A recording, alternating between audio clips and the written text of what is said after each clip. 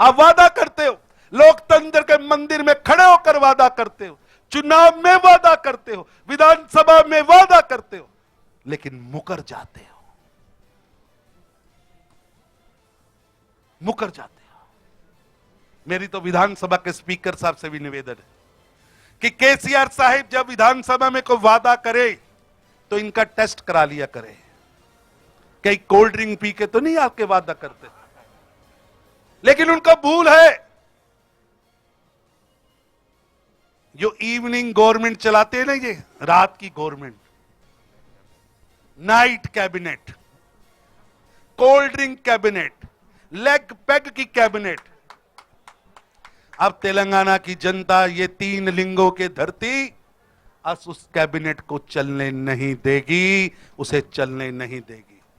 देखिए, नई नौकरी तो दूर, 50,000 कॉन्ट्रैक्ट पर लगे हुए कर्मचारियों को निकाल दिया।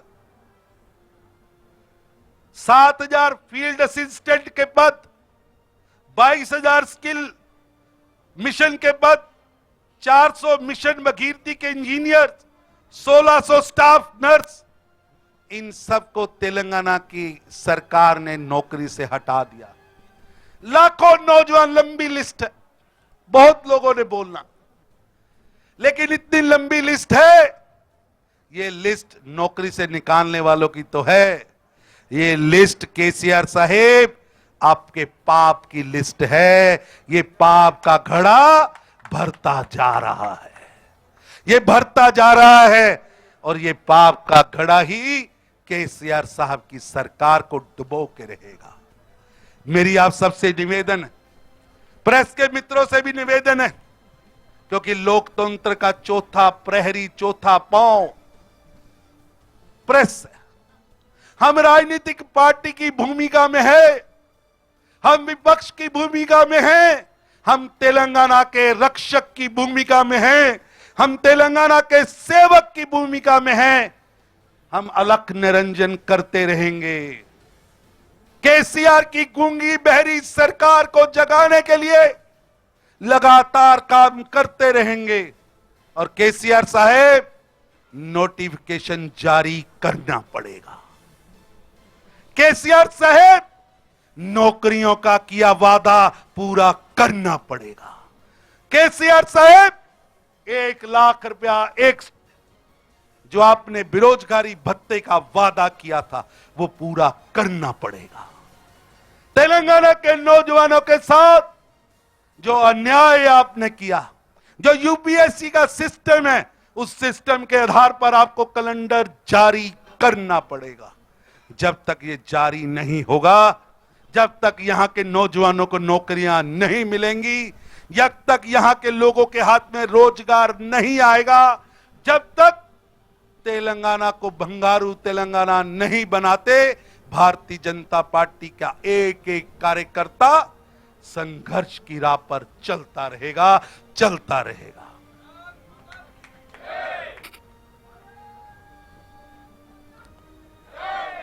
केसीआर साहिब कहते हैं 16 लाख रोजगार आए हैं। केसीआर साहिब, जो 16 लाख रोजगार की आप बात कर रहे हैं, वो रोजगार हैं जो श्री नरेंद्र मोदी जी की सरकार द्वारा प्रदेश की अर्थव्यवस्था को मजबूत किया। साउथ के अंदर हैदराबाद एक इकोनॉमिक हब के रूप में उभरा है। हैदराबाद तेलंगाना का वो क्षेत्र है जहां बड़ी बड़ी कंपनियां आई हैं। वो आई हैं प्रधानमंत्री श्री नरेंद्र मोदी जी की सोच, मेक इन इंडिया के माध्यम से, प्रधानमंत्री श्री नरेंद्र मोदी जी इकोनॉमिक रिफॉर्म्स के कारण। अगर आपको इकोनॉमिक रिफॉर्म्स मोदी जी ला रहे हैं, अर्थव्यवस्था मोदी जी मजबूत कर रहे हैं, विदेश की बड़ी बड़ी कंपनियों को हिंदुस्तान में कारोबार करने के लिए उनको प्रोत्साहित कर रहे हैं, उसके कारण नौकरियां उपज रही हैं, और आप उन प्राइवेट नौकरियों पर खड़े होकर फोटो लगवाने की, पुराना जमाना होता था ना, राजे महाराजा शेर का शिकार कोई करता था, वो आकर वहां बंदूक पकड़ के चलानी भी नहीं आती थी, लेकिन खड़े होकर फोटो लगवाते थे और फिर अपने दरबार में सजा देते थे कि ये शेर मैंने मारा। जो देख रहा होता था ना उस फोटो की तरफ, वो भी जानता था ये शेर छोड़ो चींटी नहीं मार सकता। ये चींटी मारने की, भाई साहब आप तो विधानसभा में रहे, ये चींटी नहीं मार सकता, लेकिन फोटो खिंचाई होगी ऐसे बंदूक पकड़कर कि शेर मैंने मारा है। अरे भैया, देश की अर्थव्यवस्था मोदी ने मजबूत की है। Make in India Modi ji लाए हैं, वर्ल्ड की बड़ी बड़ी इंडस्ट्रियां मोदी जी लाए हैं। शुक्र है आपके मुंह से उनके लिए कुछ शब्द तो निकले, लेकिन तेलंगाना की सरकार को अपनी नौकरियों का हिसाब दीजिए।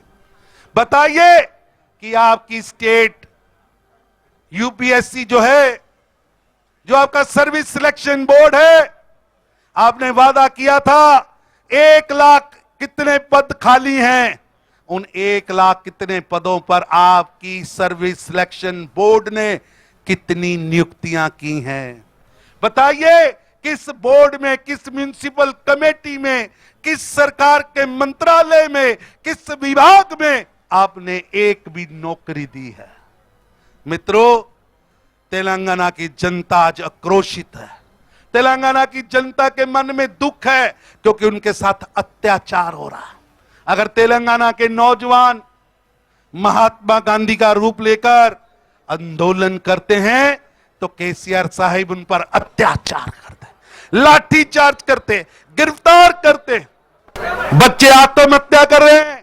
केसीआर साहिब इवनिंग शिफ्ट में काम करते हैं, इवनिंग मीटिंग्स करते हैं, लेग पैक पार्टी करते हैं। मेरी आपसे निवेदन, वक्त आ गया, चाहे वो भाजपा का कार्यकर्ता हो, क्योंकि हम लोकतंत्र के रक्षक हैं, हम विपक्ष की पार्टी, चाहे प्रेस के लोग हों, हमें इस सरकार की काली करतूतों को नंगा करना होगा। तेलंगाना को बर्बाद करने वाले चेहरों को नंगा करना होगा। तेलंगाना के मान सम्मान से खेलने वाले लोगों को नंगा करना होगा। जनता के बीच में जाना होगा। जो वादे केसीआर साहिब आपने किए थे, उन्हीं वादों की बात कर रहा हूं। उन वादा खिलाफी का आरोप आप पर लगाता हूं, आपको उन वादा खिलाफी के आरोप पर घेरता हूं और निवेदन करता हूं केसीआर साहिब, ये संजय बंडी और भारतीय जनता पार्टी का एक एक कार्यकर्ता, विधायक, सांसद, एक एक प्रतिनिधि तेलंगाना की जनता का प्रतिनिधि है। इसके मन का रोष, इनके मन का आक्रोश, इनके आंदोलन में आकर बैठना तेलंगाना की जनता के रोष का प्रतिनिधित्व कर रहा है। इसलिए केसीआर साहेब, चेतो, बाजाओ बाजाओ। केसीआर साहेब, जनता के साथ धोखा व अन्याय बंद करो। भारतीय जनता पार्टी किसी भी सूरत में तेलंगाना की जनता के साथ विश्वासघात को बर्दाश्त नहीं करेगी, नहीं करेगी। और ये धरने, ये आंदोलन, ये यात्राएं चलती रहेंगी और तेलंगाना की जनता को न्याय दिलाने के लिए, तेलंगाना को बंगारू तेलंगाना बनाने के लिए भारतीय जनता पार्टी चरेवेती चरेवेती तब तक चलती रहेगी जब तक इस रावण राज से, इस कुशासन से तेलंगाना को आजाद ना करा दे। इतना ही कहता हुआ धन्यवाद। बहुत बहुत धन्यवाद तरुण जी। ఇప్పుడు నిరుద్యోగ సంఘాల నాయకుల ప్రతినిధులు అనేక మందిని పోలీస్ అరెస్ట్ చేసిండ్రు. అయినా ఇక్కడికి వచ్చిన వాళ్ళ యొక్క పేర్లు రాసి ఇవ్వాల్సిందిగా కోరుతున్నాను. ఇప్పుడు కళాకారులకు విజ్ఞప్తి, ఒక పాట పాడి వినిపించవలసిందిగా మనవి చేస్తున్నాను. దాని తర్వాత మళ్ళీ నాయకుల యొక్క ప్రసంగాలు కొనసాగుతాయి.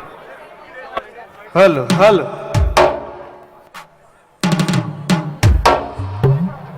హలో